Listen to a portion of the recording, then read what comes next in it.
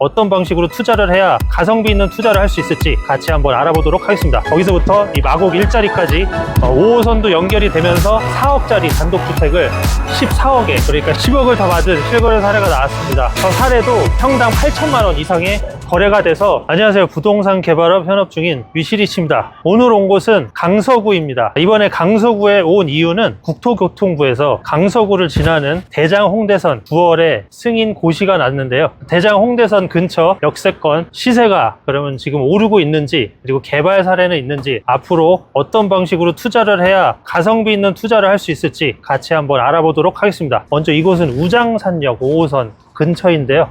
이 뒤쪽으로 저기 푸르지오가 보이거든요. 저게 화곡 푸르지오입니다. 화곡 택지개발지구, 예전부터 조성이 돼서 오래된 곳인데 최근에 그래도 34평이 10억 5천만 원대 시세가 찍히면서 예전에 전고점을 점차 회복을 하고 있습니다. 가장 핫한 곳 우장산역 역세권 아파트로 한번 가보겠습니다. 이곳이 우장산 역세권입니다. 지금 저쪽으로 보이는 곳이 우장산 아이파크 이편한 세상인데요. 저곳이 기존의 이제 대단지 아파트 24평이 11억 5천만 원, 그러니까 평당 한 4,800 정도 되는 거거든요. 기존의 우장산 역세권 가장 대장이었다면 그 주변으로 또 개발 사례와 재건축 사례, 재개발 사례도 있습니다. 이 뒤쪽에 보이는 곳이 우장산역 해링턴 타워인데요. 이곳이 예전에 교회 신축공사 현장이어서 지나가면서 철골 구조물들이 보였었거든요.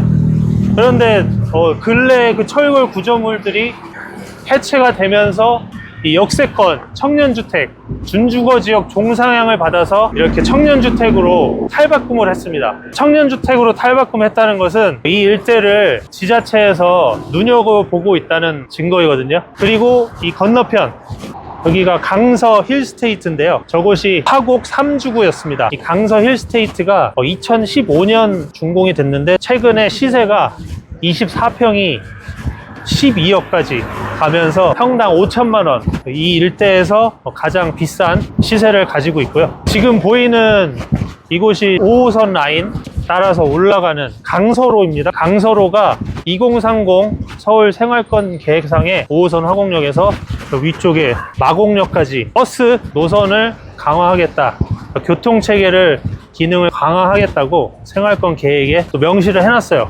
화곡역이 화곡 지구 중심인데 거기서부터 이 마곡 일자리까지 5호선도 연결이 되면서 버스 노선까지 강화를 하겠다는 내용이 있는 걸 보면은 그 근처로 또 일자리로 마곡 산단 지역까지 교통 체계를 강화한다는 것을 알 수가 있습니다. 그리고 지금 이 교회 뒤편으로 화곡 1구역 재개발을 한 구역이 있는데 거기가 우장산 숲 아이파크라고 2022년에 입주를 시작했습니다. 그것도 지금 시세가 24평이 11억 5천, 이렇게 새로운 아파트가 들어서면서 기존의 아파트의 시세를 추종하거나 더 앞서가려고 하는 그런 것을 알 수가 있습니다. 위쪽에 마곡 광역중심지 LG 사이언스파크하고 일자리들이 많잖아요. 최근에 거기 뭐죠?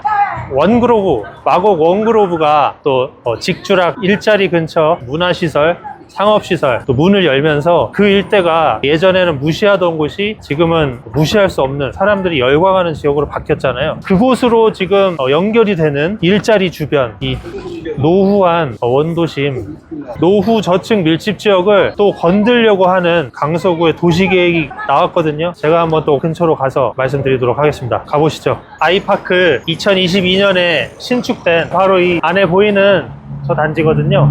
이곳에 2019년에 단독주택을 평당 2천만 원대 파신 분, 그리고 같은 2019년인데도 평당 3천만 원대 파신 분이 있어요. 그러니까 11억 정도에 파신 분이 있고, 평수가 좀 더 큰 거를 22억에 파신 분도 있고, 그리고 무엇보다 도시계획을 알고 개발 계획을 인지하신 분들은 2019년에 또 막바지에 4억짜리 단독주택을 14억에, 그러니까 10억을 더 받은 실거래 사례가 나왔습니다. 도시계획상의 2030 서울 생활권 계획상에는 이곳을 아까 말씀드렸다시피 저층 밀집 지역, 주거 환경 개선을 하겠다 이렇게 명시가 돼 있기 때문에 재개발 지역으로 지자체에서 밀어준 것을 알 수가 있습니다. 인상 깊은 게 정비구역 지정이 되고 나서 7년 만에 입주까지 빠르게 진행됐으니까 도시계획을 알고 투자하는 게 중요하다는 것, 신축 입주하라는 의미는 아니고요. 이렇게 도시계획을 알면 빠르게 10억을 벌 수도 있는 그러한 투자를 할 수도 있다. 아까 단독주택 사례처럼요.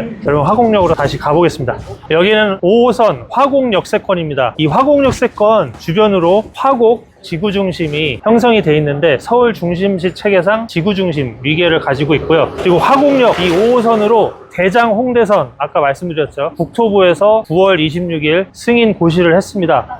그래서 부천, 대장, 3기 신도시부터 해서 이렇게 신월동 지나서 강서구, 지나서 강서구청, 그리고 가양역, 그 다음에 최종적으로 홍대 입구역까지 이렇게 연결이 되는 곳입니다. 강서구에서 가장 염원하는 사업으로서 2025 강서구 주요 업무 계획에도 명시가 돼 있습니다. 바로 앞에 보이는 이 건물도 최근에 화곡 지구중심 지구단위 계획 상업지역 개발 사례입니다. 10층 정도 되고요. 중요한 거는 저 뒤쪽에도 상업지역은 아니지만 이번에 2024년 12월에 화곡 지구중심 지구단위 계획 구역에 새롭게 편입이 된 구역인데 저것도 지금 여기 와서 보면은 거의 비슷하게 3종 주거지역인데도 이 상업지역과 거의 비슷한 용적률을 받고 개발이 됐거든요. 저기는 평당 5천만 원대 거래가 돼서 철거를 해서 저렇게 신축을 올렸습니다. 제가 이렇게 계속 평당 가격을 말씀드리는 이유는 주거지 시세와 비교를 제가 말씀드리려고 이렇게 계속 말씀드리는 건데 이 뒤쪽에 보이는 주상복합 저 사례도 평당 8천만 원 이상의 거래가 돼서 원래는 2층, 3층짜리 근생 건물이었어요. 그런데 철거를 해서 저렇게 높게 지어서 사업성이 나오니까 디벨로퍼가 평당 8천만 원 센 가격에 매입을 해서 저렇게 신축을 하고 분양을 해서 수익을 가져가는 이런 사업을 진행했고요. 제가 이렇게 계속 땅값을 말씀드리는 이유가 지금 아까 뒤편에 말씀드린 게 평당 5천만 원이잖아요. 그런데 아까 대장 아파트 강서 힐스테이트가 24평이 12억 원이었죠. 평당 5천만 원이에요. 이 거점의 땅값과 주거지 공급 면적 평당가 5천만 원 거의 비슷하게 가고 있다는 것을 볼 수 있고 의미 있는 것은 지금 이 주변으로 이 상업지역 2024년 12월에 변경된 지구단위 계획이 나왔어요. 기존에 600%인 허용 용적률을 660%까지 올려주고 준주거지역도 이 주변으로 400%까지 용적률을 허용해주는 그러한 지구단위 계획이 나왔고요. 그리고 상한 용적률 그것은 법정의 2배까지도 해준다. 이렇게 파격적인 규제 완화 도시계획이 나왔습니다. 그래서 최근에 화곡역세권에 평당 1억 원의 노후 건물이 팔리기도 했어요. 물론 이제 바로 철거하진 않겠지만 이쪽에 상권이 발달해 있으니까 운영을 하고 나중에는 노후화가 되면 또 디벨로퍼한테 팔아서 평당 1억 이상의 가치를 받을 수 있다고 판단하고 그렇게 거래가 된 거죠. 그러면 이렇게 또 생각을 해봐야겠죠. 이 주변으로 또 쭉 올라가면은 강서구청이 나오거든요. 대장 홍대선 강서구청역이 생깁니다. 2025 주요 업무 계획에도 강서 지구중심 새로 지구단위 계획 설정을 한다고 이렇게 명시를 해놨는데 그것도 이제 규제 완화를 해서 이렇게 거점화를 시켜서 밀어주면 지금 안 그래도 평당 5천만 원대, 5,400만 원 이렇게 해서 노후 모텔이 철거가 되고 새로운 주상복합이 올라서고 있는데 또 점점 땅값이 올라가면서 거래가 되면 이곳 8천만 원대 시너지가 돼서 또 1억 반영이 되면 이곳의 땅값이 점점 올라가고 이 주변으로 해서 대장 아파트들의 시세는 더 올라가겠죠. 그리고 앞으로 주목해야 될 점은 이 주변으로 또 재개발을 밀어줄 수 있을지도 확인해보고 2030 서울 생활권 계획상에도 이 주변으로 노후 저층 주거지를 개선을 하겠다 이런 내용들이 있으니까 앞으로 이런 식으로